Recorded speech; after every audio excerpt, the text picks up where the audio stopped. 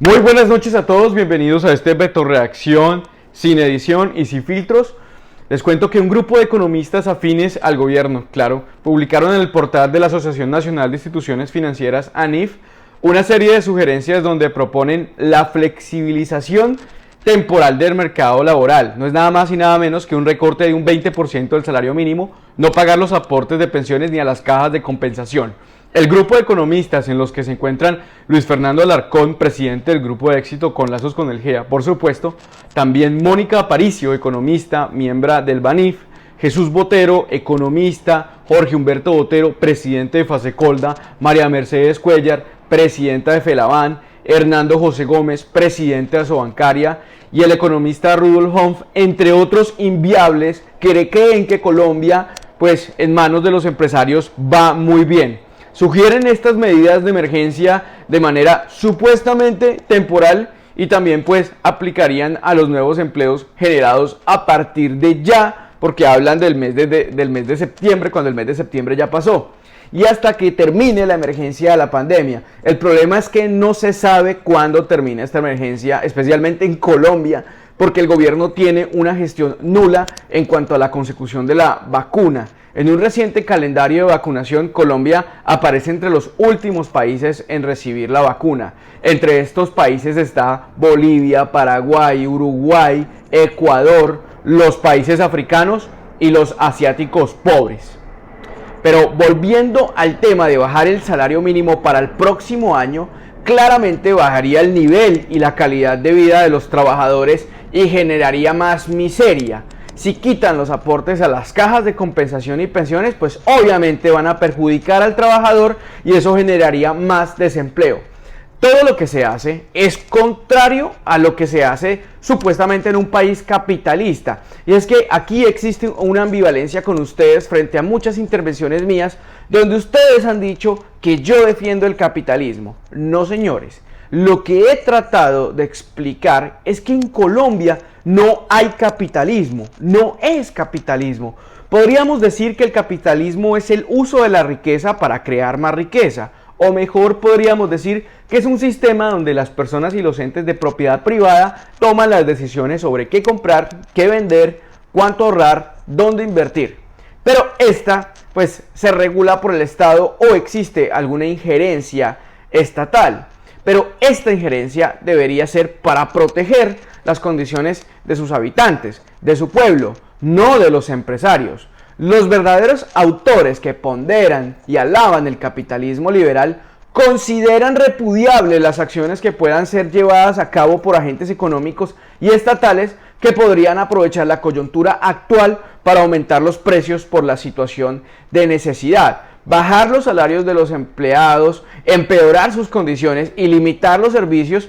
Y pues los países desarrollados han recurrido a aceitar los mecanismos para que no se corten las cadenas logísticas y de producción. La cadena de pagos, demanda y financiación mediante instrumentos de reducciones de tasas o compra de deuda de compañías a las entidades financieras. Eso en cuanto a los grandes empresarios, así como ayudar directamente a la gente y empresas afectadas real o potencialmente por la pandemia mediante reducciones o facilidades de pago en impuestos o reducciones a la carga de impuestos al trabajo. Eso es lo que verdaderamente hace un país capitalista, no bajar los salarios a los trabajadores para aumentar la miseria social. Colombia es un estado con un modelo neoliberal, para los que están preguntando y que están seguros que Colombia es un país capitalista, cuya única función es velar por el cumplimiento de las leyes de mercado. Al neoliberalismo no le importa si para ello pasar por encima de eso que llaman estado de bienestar. A través de la historia, el neoliberalismo ha traído bajos salarios, desempleos, aumento de trabajo infantil, incremento del empleo informal, y no solamente en Colombia, sino en toda América Latina y en el mundo. Recordemos que a Colombia lo introdujo el señor César Gaviria a través de su apertura económica en el año de 1991. ¿Qué hacer? Dudo que exista una situación pragmática y directa en estos momentos, ya que el Estado está en cabeza de neoliberales que solo fungen en pro de los intereses de los grandes mercaderes, de la mafia y del sistema financiero, que en plena pandemia ha generado ganancias por más de 6 billones de pesos. La única solución es emputarnos, pero como somos indulgentes y tolerantes con esos bandidos, pues la solución está en las urnas. Así que voten bien en las próximas elecciones. Necesitamos, más allá de bajar a Uribe del poder, necesitamos cambiar el sistema neoliberal de este país. Y hablando de pragmatismo, los señores uribistas que adoran Estados Unidos por su sistema capitalista, les cuento que aquí también impera un modelo asistencialista donde la micro y la mediana empresa es fundamental para el funcionamiento de la economía de este país. Ya que si el dinero está en estas economías, si circula, pues aumenta el consumo y la producción del país. ¿Eso se hace en Colombia? Yo no digo que sea perfecto, pero evidentemente no es como Colombia.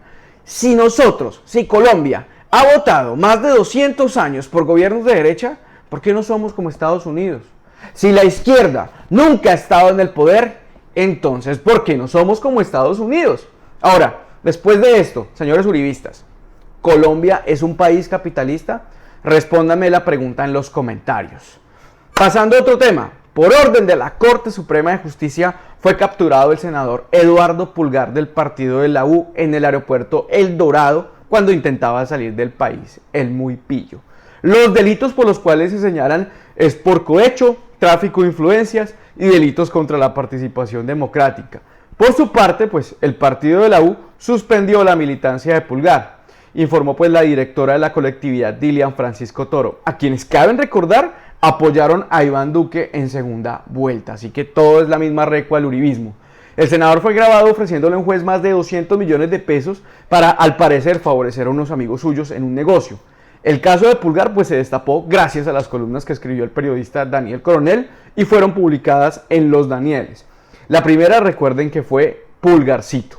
Horas después de su captura, pues el otro abogado de la mafia, el señor Jaime Granados, abogado también de Álvaro Uribe, pues informó que acataban la decisión de la Sala de Instrucción de la Corte Suprema de Justicia, pero señalaba que el estado de salud de su cliente era delicado y pidió que se valore, ya que lo hace propenso a múltiples y graves enfermedades, y que se le permita someterse a medidas de aseguramiento en un lugar donde no ponga en peligro su vida, o sea, en su casa.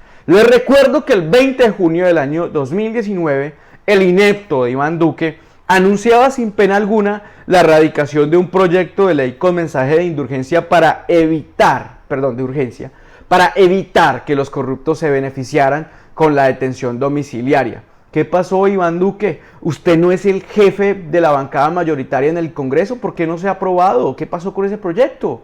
También le recuerdo que el 26 de agosto del 2018 se votó la consulta anticorrupción, cuyo valor fue de 310 mil millones de pesos y que todos apoyamos, todos caímos en ese engaño porque todas las iniciativas y preguntas de esa consulta eran buenas para el país, pero lastimosamente, gracias a los engaños de los uribistas, así como el aprovechamiento electoral de la señora Claudia López, al utilizar dicha consulta para catapultar su candidatura a la alcaldía de Bogotá, pues no pasó.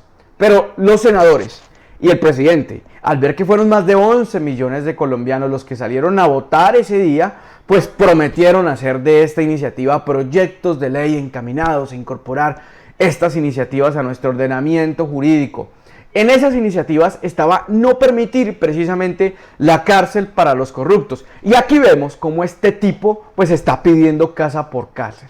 El senador Pulgar también es el artífice del criminal Pacto de Ciénaga, el cual tiene como propósito no aprobarle nada al gobernador Carlos Caicedo, para decir pues que su administración ha sido un fiasco.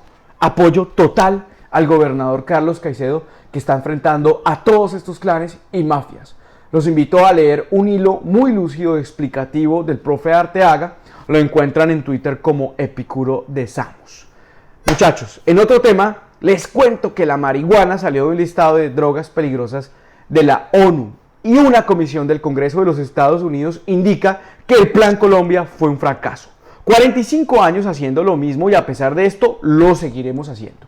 Prohibición más guerra es igual a muertos más coca. Albert Einstein nos dijo, si quieren resultados diferentes, no hagan siempre lo mismo, a no ser que los quieran. Y lo de ustedes, evidentemente, señores del gobierno, es el narcotráfico, el negocio que alimenta la guerra y los mantiene en el poder. En un último tema, señores, así rápidamente, hace 27 años murió Pablo Emilio Escobar Gaviria, el segundo peor criminal en la historia del país. Ya saben ustedes quién es el primero. Hace 27 años mi papá participó en ese operativo final en el que cayó el capo. Y pues después del operativo mi papá pidió traslado insistentemente, no fue escuchado y el 23 de abril de 1994 lo asesinaron.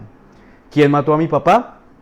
Durante 26 años he estado en el proceso o he estado en la tarea de investigar quién lo hizo. Durante 26 años también ha estado el proceso quieto en la fiscalía, no hay ningún avance, ni un capturado, ni un sindicado. Recopilé toda la información que obtuve durante 16 años en un documental, pues el cual los invito a verlo, se llama precisamente ¿Quién mató a mi papá? Y pues está aquí en mi canal de YouTube.